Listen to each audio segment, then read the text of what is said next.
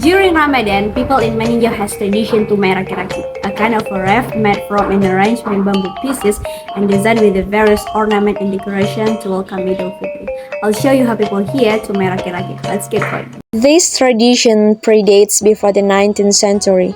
Rakikrakik contains elements of Minangkabau culture, music, and religion. Materials such as bamboo, wood, torch-like oil, and decorative paper complete the making of the rakikrakik. The rakikrakik is made by local youth in mutual cooperation, funded by the community and migrants from the outside of the area.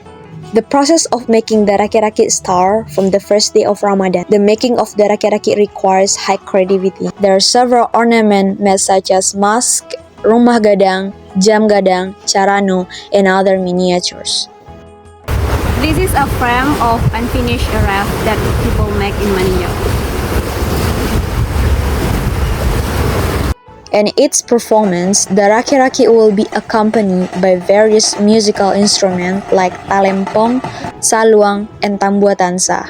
Not only that, the festival is also equipped with a traditional dance performance and show of bade-bade batuang and fire spray also enlivened in this event.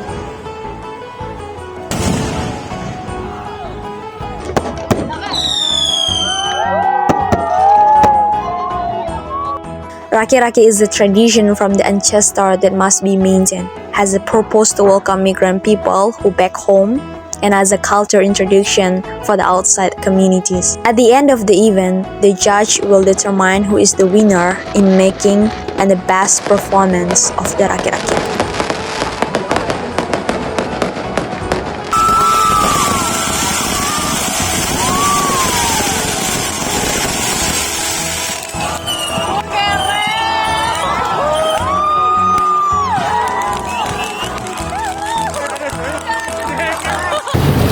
Interesting, right? Want to know more about this rakikrakik? Let's go to Agam.